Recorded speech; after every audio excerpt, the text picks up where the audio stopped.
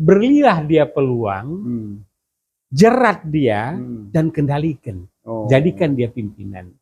Nah itu terjadi di Indonesia. Pilkada, pilgub, bentuk provinsi baru, kemudian musra, ngumpulin kepala desa. Beberapa bulan yang lalu, beliau ini masih maki-maki, ya enggak, bagaimana carut marutnya sistem pemerintahan, bagaimana konstitusi dilanggar. Kemarin dilantik, laporan, jadi duit, pindah lagi. Jadi dulu pun sudah begitu, cuma enggak separah sekarang. Paslon 03, Ganjar Pranowo. Tentu beliau enggak sembarangan. Tentu sudah ada lampu hijau dari Bu Mega.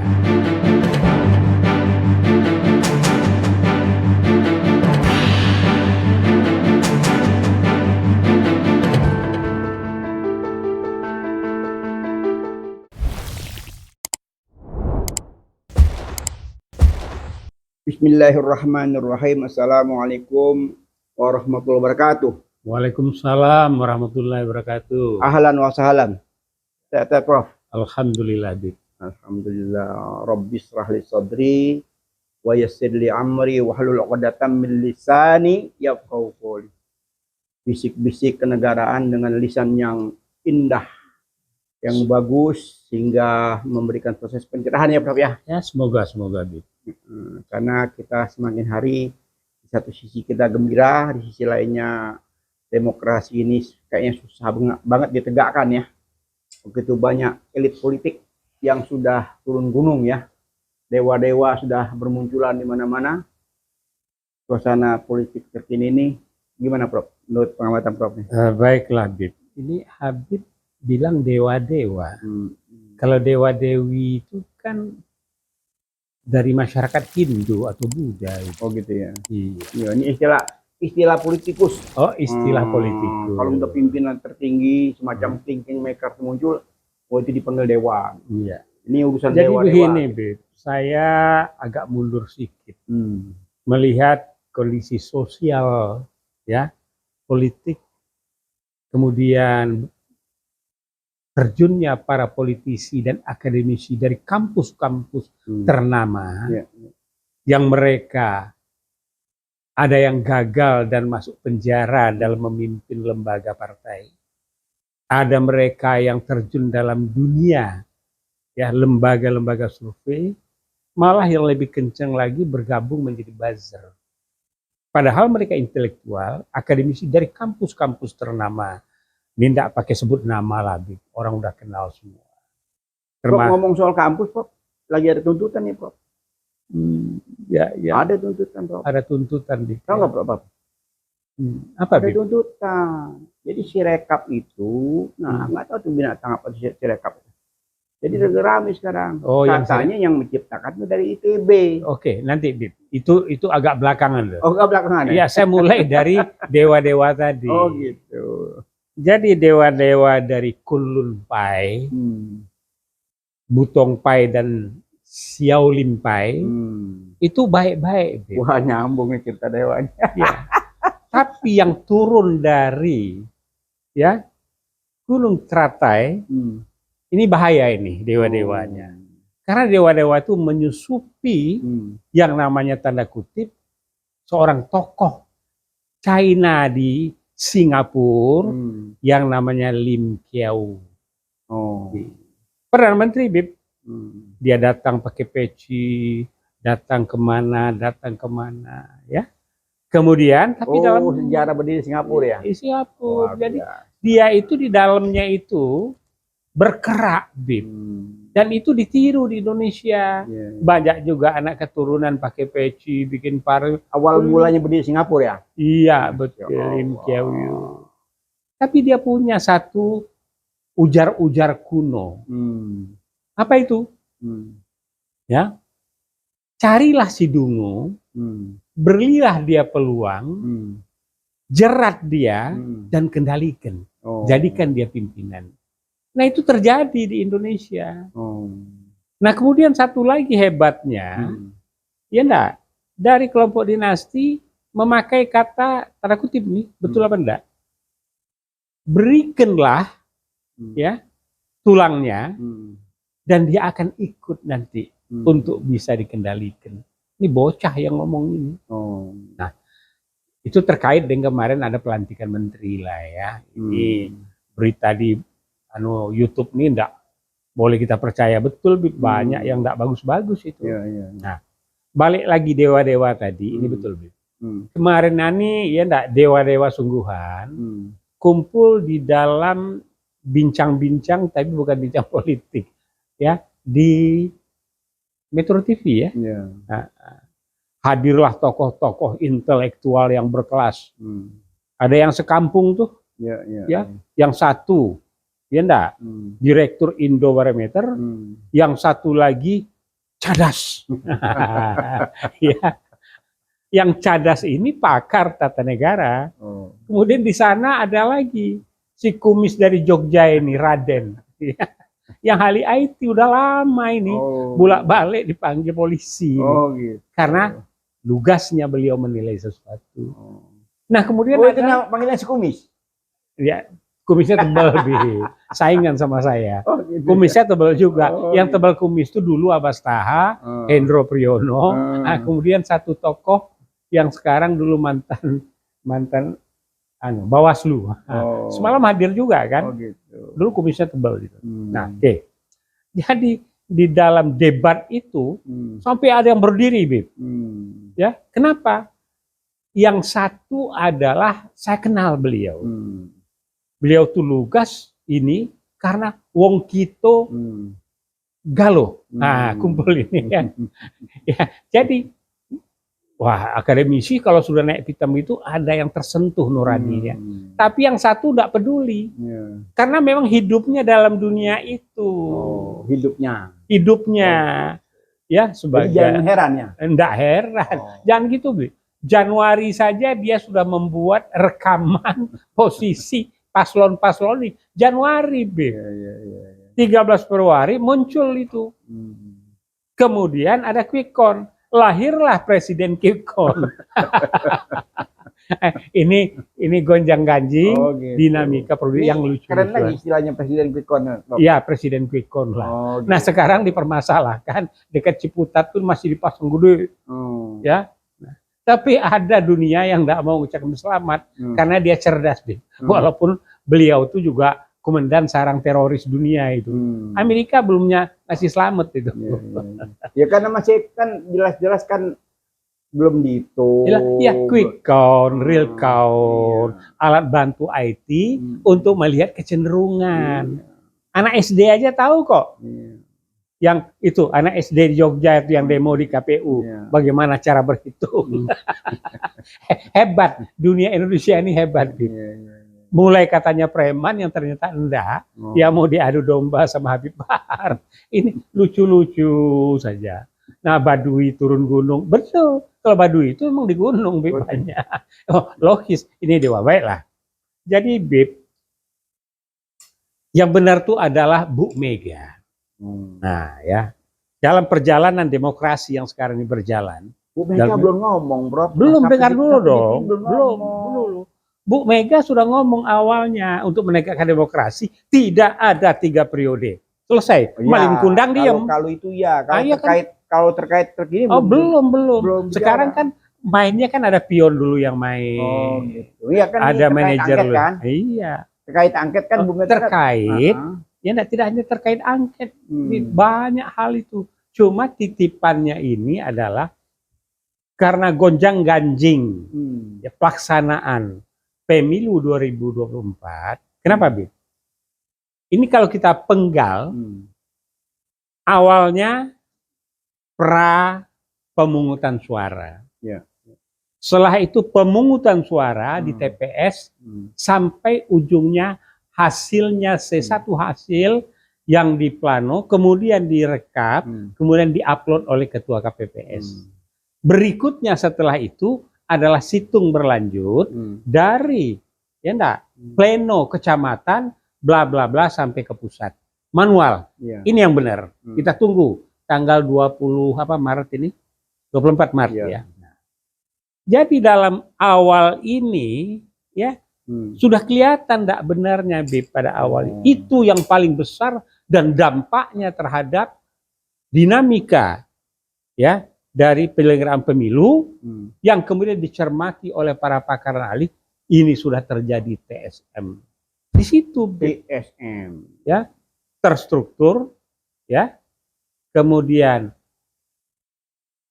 S-nya apa, Bib? Sistemik dan masif. Nah, bagaimana? Jadi kalau kita lihat awalnya itu di mana terstrukturnya itu. Yang dikatakan terstruktur itu adalah dia mengikuti organisasi, struktur kepemerintahan sesuai dengan hierarkinya. Ya memang sebetulnya sudah bisa kita baca dari jauh-jauh hari, Prof. Ya kita kan pernah dulu berapa bulan yang lalu sudah bilang, karena, ini TSM nih. Iya, gitu. Karena apa? Karena dari awal itu penundaan pilkada, pilgub, itu kan ada pilkada, pilgub, bentuk provinsi baru, kemudian musra, ngumpulin kepala desa. Sekali, ya, akhirnya satu demi satu yang kita antisipasi, sudah kita bicarakan di podcast kita, kita sudah suarakan, sekarang terbukti, Prof. Iya, dan di samping itu begini, Bib, tidak UMKM saja yang buka lapak, kan enggak. Presiden tertinggi di Indonesia juga buka lapak depan istana, itu direkam dunia itu, buka lapak juga, Bib. Cuma lapaknya salah. Ada lambang-lambang negara, lambang orang di situ. Nah, ini yang menjadi temuan. Nah, sehingga itu dianggap kecurangan. Jadi apa selama ini kita bicarakan di podcast jauh-jauh hari itu sekarang makin itu udah terbukti. Iya, kita kan belajar meneropong kan. Habib kan pakarnya, Bib. Ya, pakar gonjang-ganjing, pakar bisik-bisik, ya, kumpulan data, informasi, tinggal relevan dan valid tidak. Nah, ini kita validasi ini sekarang. Waktu itu kita sudah mencurigai bahwa itu jelas-jelas itu melanggar konstitusi tentang pelantikan kepala daerah yang PLT selama 2,5 tahun kan. Udah diprotes banyak. Udah kan ada yang bilang tuh ahlinya. Beliau itu bilang EGP, emang gue pikirin. Gitu. Ya enggak? Jadi anjing menggonggong, kafilah tetaplah. Lalu sekarang ini juga begini. Nah, sekarang juga banyak pengejar ya, Rasulullah meninggalkan 3 pesan kepada umat manusia ini, terutama orang yang beriman. Hati-hati dengan harta, hati-hati dengan tahta, hati-hati dengan apa lagi? Jangan sebut hati, jangan. Nggak usah ya, karena ada poliganti. Jadi kemarin ini baru ada pelantikan tuh 2 menteri, ya, AHY dan ini, dipasang orang di YouTube. Beberapa bulan yang lalu, beliau ini masih maki-maki, ya enggak, bagaimana carut marutnya sistem pemerintahan, bagaimana konstitusi dilanggar, kemarin dilantik. Gitu. Dan langsung terjun ke daerah. Belusukan juga masuk rumah ke rumah, ya, bantuan bansos. Mungkin peneropongannya beliau selama ini salah gitu. Sekarang yang benar. Sekarang yang benar nih, teropong yang dulu ya. Ya, dulu tuh ternyata salah gitu. Jadi sukseslah suksesi yang dibangun oleh SBY untuk anaknya, udah jadi menteri, udah masuk orbit. Padahal sebetulnya kita syukuri, Prof ya. Kita syukuri apabila salah satu putra terbaik bangsa itu bisa diakomodir dan bisa bekerja. Ya kita harapkan itu aja, Prof ya. Kita positif thinking aja, Prof. Ya positif lah. Mudah-mudahan yang enggak bagus-bagus tuh dia cuci di Kawah Chandra di Muko, ya enggak. Kemudian setelah itu yang ini yang masih ini. Suksesi yang dipersiapkan yang dibilang dinasti, Bib. Ini yaitu pasangan apa Progib ya namanya ya. Prabowo Gibran. Nah, jadi kita mau lihat, Bib. Tadi kita sudah bicara bahwa kecurangan yang terjadi, rekayasa, desain by order sebelum pemungutan suara ini sudah bisa dikatakan ya, TSM dan ini berdampak besar terhadap proses ya pencoblosan pemungutan suara. Nah, bicara di pemungutan suara, kesiapan infrastrukturnya, kesiapan saksinya, kemudian KPPU-nya, kemudian ada juga, Bib, ini yang namanya ya TPS Siluman.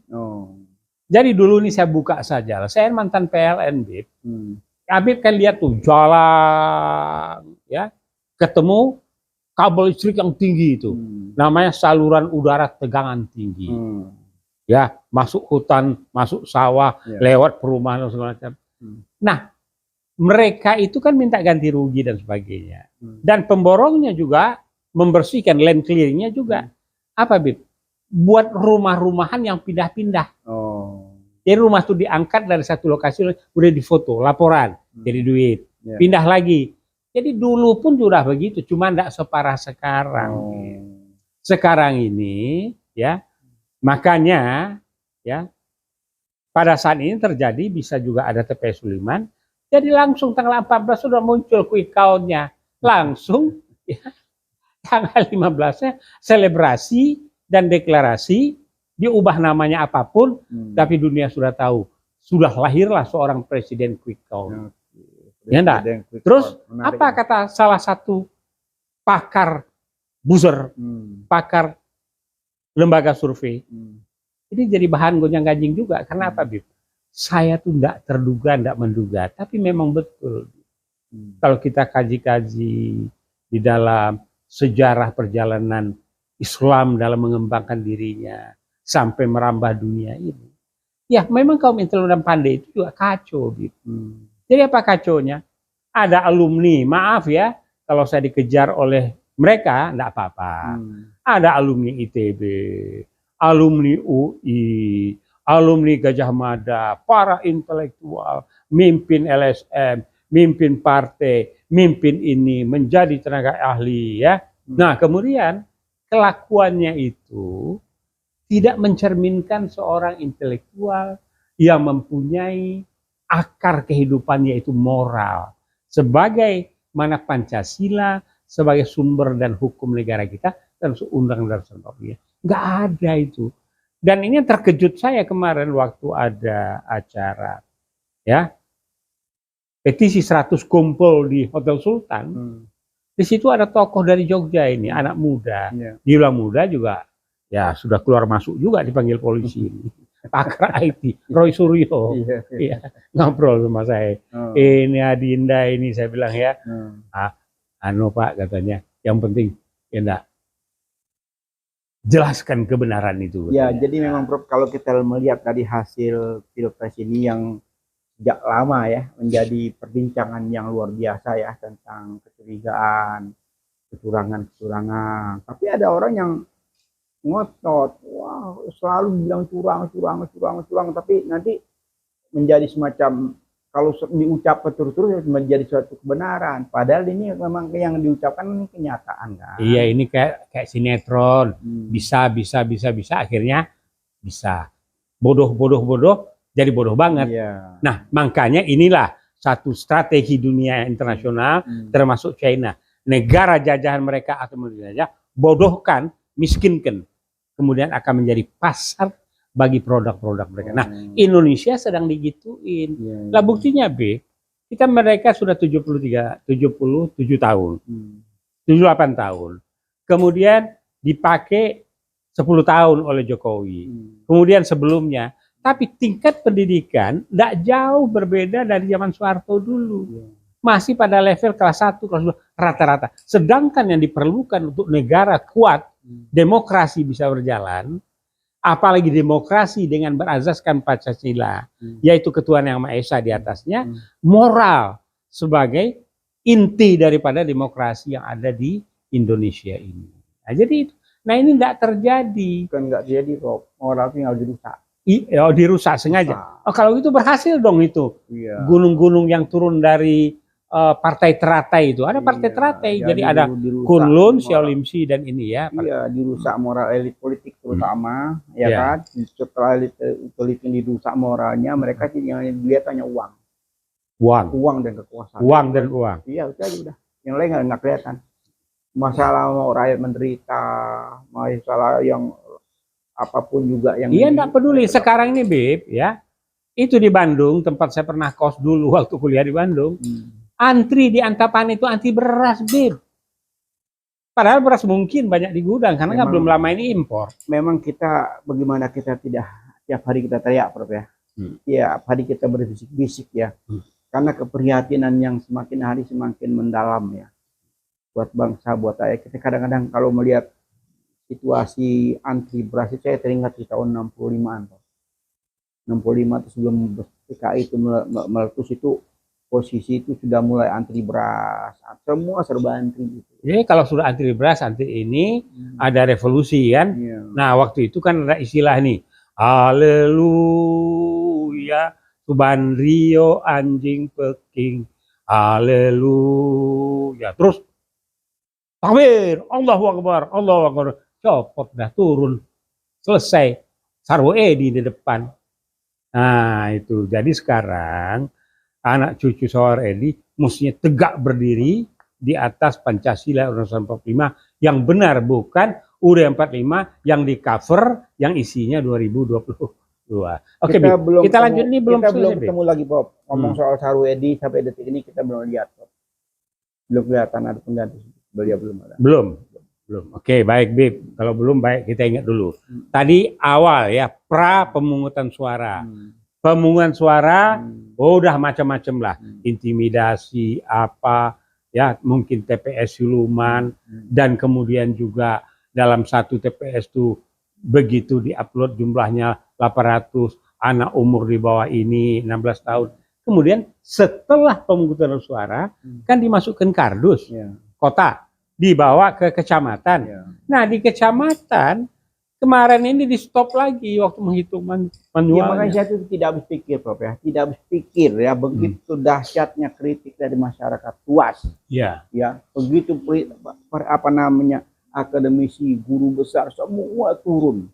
Habis ditambah lagi Pati, TNI, Polri, ratusan ya purnawirawan itu yang menyorti tentang pilpres ini, tentang pemilu ini. Oke. Tapi kok kayaknya santai-santai saja. Enggak, sekarang sudah mengerucut, Bib. Mengerucut bahwa sekarang sedang ada proses angket. Proses angket ini diawali oleh Paslon 03, Ganjar Pranowo. Tentu beliau tidak sembarangan. Tentu sudah ada lampu hijau dari Bu Mega. Kemudian juga sudah bicara juga, ya enggak, pakar-pakar politik lapangan seperti Adian Napitupulu dan sebagainya. Jadi tidak main-main nih, Bib. Nah ini disambut oleh koalisi perubahan. Kalau ya enggak, Ganjar, PDI memulai, Bu Mega kasih lebih jauh mulai, maka 3 partai yang ada di koalisi tambah dengan pendukung Partai Umat dan juga Masyumi akan mendukung ini angket. Karena apa? Angket is proses konstitusi yang tidak bisa dihambat kalau memenuhi syarat. Nah angket ini kan pertama diajukan oleh 2 fraksi kan, dan ada 25 orang yang menandatangani. Setelah itu dibawa ke paripurna kan. Kalau paripurna 2/31 setuju, gol lah angket itu. Nah sekarang dengan angket ini outcome-nya apa gitu? Apa nanti yang diharapkan dari angket? Pertama kalau menurut hemat dan para pakar menyampaikan, pertama adalah audit forensik daripada Sirekap. Tidak hanya itu, audit investigasi anggaran yang terkait dengan Sirekap. Ya sebetulnya kalau kita ngikutin prosedurnya sebenarnya, ya kan, kalau Dewan ini memang berfungsi, Prof, yang selama ini kita kritisi ya, anggota Dewan kan selama ini kita kritisi kan mereka kan tidur. Nah bener Prof, kita ngopi dulu Prof, biar nggak tegang Prof. Ngopi pagi dengan Prof Abbas Toha ini semakin tajam dan semakin menggigit ya, karena kita banyak sekali menyampaikan aspirasi ya dari masyarakat lewat saluran Peace dan Has Channel ini Prof ya. Nah menyangkut angket tadi begitu panjang dan luas prosesnya, kita bahas satu season sendiri Prof. Ya baik, tapi sekarang ini kita kulitnya dulu depan ini ya, tapi nanti kita khusus angketnya bagaimana itu hitungannya kita bahas satu season sendiri. Ya, jadi artinya begini. Dengan TSM ini kita maju ke angket kan gitu. Ini udah bagus ya. Udah bagus. Dan kemudian tinggal menunggu gongnya dari Bu Megawati. Ya, makanya jadi kita bahas satu season. Jadi saya lebih tertarik dengan peta politik terkini. Nah kalau gonjang-ganjing setelah angket hak angket diumumkan oleh Anies Baswedan dan di situ ada Caimin, bahwa sudah ada semacam kesepakatan dari Paslon 03 mengajukan angket disupport oleh Anies Baswedan dan Caimin ya, didamping pus lainnya, kan timbul gonjang ganjing lagi tuh ramai. Wah, ramai pembicaraan gitu loh. Surya Paloh sudah ketemu apa namanya presiden, oh udah terjadi negosiasi lagi. Oh nanti pasti Nasdem balelo, wah dengan tawaran macam-macam gitu. Caimin balelo. Enggak, karena ada ancaman, ada tekanan, ini belum balelo lagi. Jadi saya banyak yang bertanya, Beb, gimana Beb? Saya bilang ya itu namanya politik. Gonjang-ganjing politik selalu ramai hal-hal yang aneh-aneh. Tapi saya tetap punya pemikiran tidak satu hal yang mustahil kalau ini sudah di ujung ini mau berubah. Kalau mau berubah dari jauh-jauh hari kan sudah berubah. Jadi apalagi politik dagang sapi udah nggak laku, Prof. Ya kalau politik dagang sapi ya memang harus terkunci, Bib. So, kalau di Sumatera Barat kalau orang dagang sapi itu dia mengikuti ta'aruf. Nah itu menarik itu, ya. Kita bahas ya. Jadi bagaimana? Jadi kalau orang di pasar kerbau itu pasar ternak, mereka enggak ngomong, enggak disebutkan enggak. Mereka pakai jarinya di dalam sarung. Nah, dia itu tuh kayak Cipoa itu. Nah, lihat aja turun naik kumisnya itu. Nah, begitu sudah tersenyum, berarti udah cocok harganya. Gitu. Jadi sekarang dipakai dalam lobby politik. Nah, itu kita lihat di exit poll, Bib. Jadi kalau exit poll itu keluar ditanya, itu biasa. Nah, kalau di luar negeri exit poll-nya bagus, tapi begitu laporan di TPS-nya harganya nggak bagus. Jadi di situ nggak diberlakukan cara dagang ternak di Minangkabau. Gitu. Begitu betul mereka menjaga transparansi dan kemandirian dalam satu proses. Kalau orang lagi dilamar, sedang dilamar, itu nggak boleh diganggu. Gitu. Tapi kalau sudah kumisnya turun, nggak cocok. Kumisnya naik, senyum, selesai sudah. Cocok harga. Filosofi luar biasa ya. Itu filosofi kehidupannya. Memang kalau kita melihat berkaca dari pengalaman sejarah ya, bahwa tokoh-tokoh Minang itu banyak sekali sebagai panutan ya. Tapi sekarang, Bib, saya seneng nih. Sekarang anak muda Minangkabau muncul nih. Ya. Pertama Iqbal, PKS, doktor gitu. Yang kedua, Ferry Amsari, dosen UNAN, masih muda. Nah, ada lagi, ini kandidat muda tapi belum muncul. Ini umur di bawah 30 masih. Tapi sedikit lagi muncul. Udahlah, wong yang kemarin aja yang begitu tampangnya, begitu kemampuannya, yang dipakai alat bantu di belakangnya, di bangku dengan canggih, tapi ada yang bisa mencermati. Itu aja berani maju. Yang mau dagang asam sulfat itu. memang apa namanya, seperti beberapa kali kita bahas ya di pilpres ini, pileg ini banyak sekali yang menarik. Sampai hari ini Prof, saya ngikuti teman-teman di partai politik itu, mereka masih sibuk, Prof. Mereka masih sibuk, siang malam mereka memperjuangkan. Tapi yang juga menjadi keprihatinan kita, sudah mulai ada korbannya, Prof.